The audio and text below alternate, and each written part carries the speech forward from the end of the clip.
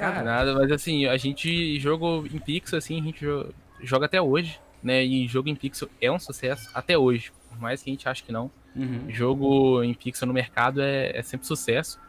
E curioso isso que você falou, né, dos processos, essa questão principalmente do Mortal Kombat, existe uma técnica, né, que a gente, quando a gente vai trabalhar jogo em 2D, que são que a gente chama de sprites, né, que é justamente isso, a gente faz vários movimentos, né, e ali no do personagem, e a gente tem a pose dele parado, tem ele mexendo o braço mais, um pouco mais, e isso coloca isso para acontecer na ah, programação mesmo com essa animação, pô, né? legal, hein, E cara? foi o que Pô. eles fizeram no Mortal Kombat mesmo, e é uma técnica que a gente utiliza até hoje também, Ah, que principalmente legal. para jogo 2D. Ah, que bom, cara. Porque eu fico pensando assim, se Aham. eu fosse programar, eu lembro da dificuldade que eu tinha, por exemplo, para animar pequenas peças em 3D. Pois é. Dá Aham. muito trabalho. Então, assim, por É, exemplo, mascotes, essas coisas assim mais complexas, eu nunca cheguei a fazer porque eu trabalhava mais com publicidade. Mas eu via fazendo. E é um horror.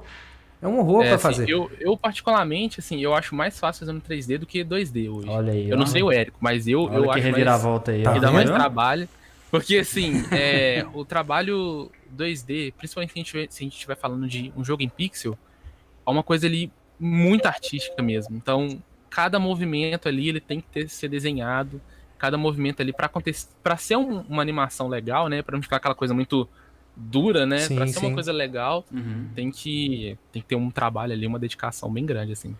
Não, eu Assim, imagino. na minha particularmente, eu acho mais fácil, assim, mais fácil o 3D do que o 2D, não desmerecendo, né, Ah, não. É, os o 2, profissionais aí de 3D. o Enfim. 2D, ele infelizmente você tem que fazer aqueles desenhos todos de cada passo da animação, envolve também toda a parte da interface, isso leva um pouco mais de tempo. O 3D a gente considera mais rápido mesmo. Sim, É. olha só. Gente, pra quem ficou em dúvida aí em casa, essa voz que tá falando com vocês aí não é Deus, é o Érico, tá? Ele só não tá aparecendo no vídeo, só deixar bem claro aqui, tá? Mas ele ainda tá aqui com a gente, gente. Vamos lá. Ô, Eric, Eu então aqui na hora que só ele apenas um entrar, paranoico. na hora que ele entrar falando, aí eu entro com a nossa imagem aqui. Ô, Érico, vamos trabalhando assim então, tá? Não tem problema não, tá? Pode ficar É só tranquilo. porque senão a gente não tá te vendo, mas a gente não sabe, não sabia que você tava ouvindo. E a gente achou Então a gente não realmente. te pergunta as coisas, você fica aí, cara, no Eu escuro também aí. achei que É porque só a câmera mesmo que não tá voltando. É. Ah, não, então beleza. Não, tranquilo. Vamos assim, vamos na boa. Você não Beleza. tem algum problema pra você, Érico? Não, pra mim tá tranquilo. Não, então beleza então. Então Então beleza. vamos chegando. Eu vou aproveitar então, já que agora o Érico já tá né, mais por dentro aqui de novo. Me O Érico conta, tá presente conosco em espírito.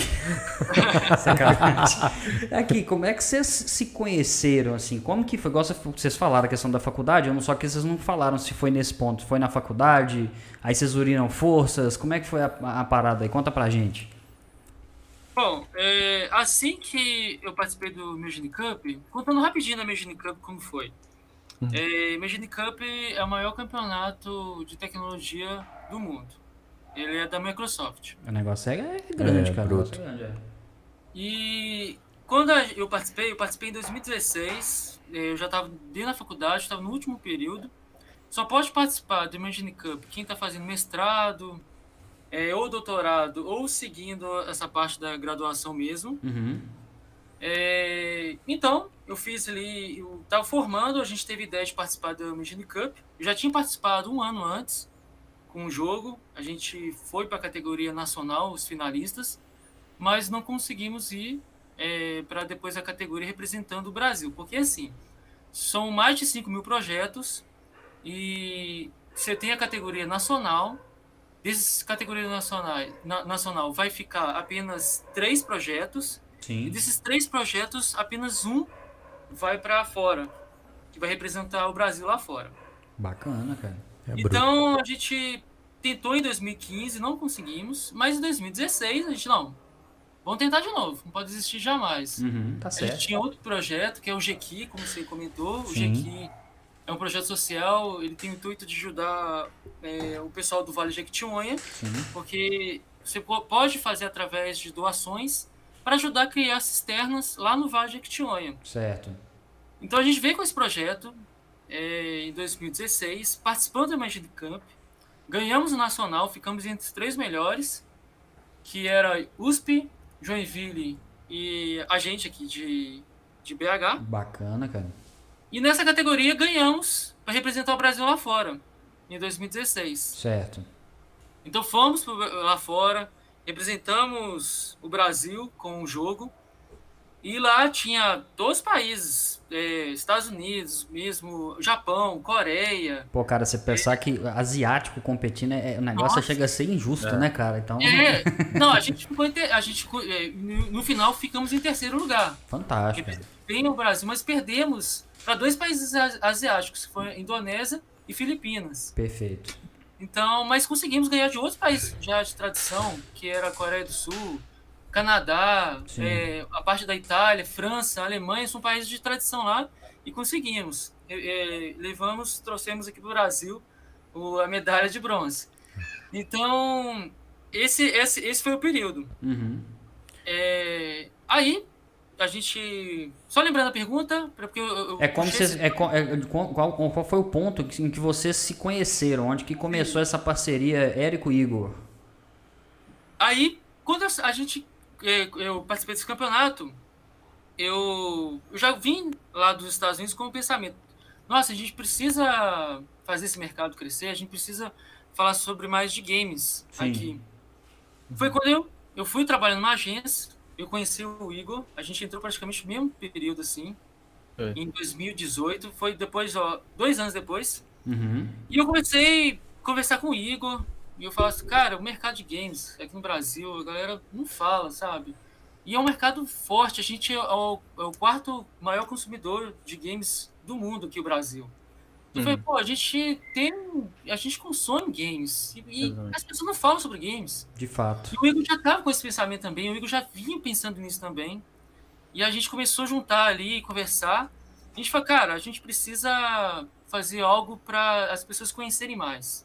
E foi isso que a gente teve a ideia de criar a Urânio, que é a escola de games. Perfeito. Vocês são os idealizadores da Urânio, é isso? Sim, isso mesmo, eu e o Igor.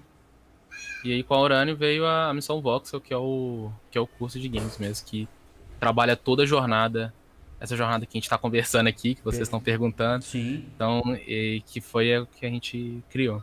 A primeira pergunta, assim, quando o Érico chegou, assim, a gente conheceu, eu não sabia da história do Érico, né, nem nada. A primeira coisa que eu falei com ele, quando eu trabalhei com ele, hoje vocês não vão achar tanto, né, mas a primeira coisa que eu falei com ele, eu falei assim, cara, você parece o Homem-Aranha. E se você pegar a foto dele, inclusive essa que vocês postaram... É porque eu conheço o Érico já tem um tempo, já de outras épocas, e realmente ele tinha um cabelo de lado, assim, um pouquinho. Isso. Desculpa te interromper, eu vou até fazer um agradecimento rápido aqui ao Bernardo Supanzetti, e provavelmente ele tá até assistindo a gente, foi ele que conseguiu fazer a ponte para eu conversar com o Érico e convidar você também, Igor. Então, Bernardo, valeu demais. Se hoje nós estamos aqui é por sua culpa, ou por seu mérito. Continua aí, Igor. E aí a primeira coisa que eu falei foi isso, assim. Aí a semelhança, ele tipo, riu demais. E aí a gente tava conversando e tal. E aí ele falou dessa jornada dele da Imagine Cup. E eu falei assim, caramba, velho, tipo... eu tô trabalhando com você, cara. Você foi lá, representou a gente, eu nunca ouvi falar de você e tal. E o Érico até ficou bem triste, né, com isso, né? Porque... mas nem mas é porque realmente eu fiquei triste, porque eu falei, poxa, eu não conhecia o cara, não conhecia o trabalho dele. Foi lá, fez isso, um marco pra gente, eu não conheci. E acabou que... E aí foi nessa conversa, né, a gente vem pegando essas dores todas do mercado. E uma coisa que a gente falou, assim, não, como que, né, que poderia melhorar esse mercado, né? Uma das coisas que a gente falou foi isso, que é um mercado muito obscuro, né? Você não sabe, né? Você não sabe o que tem atrás da porta que você vai abrir. O que tem atrás da porta, onde é que eu chego.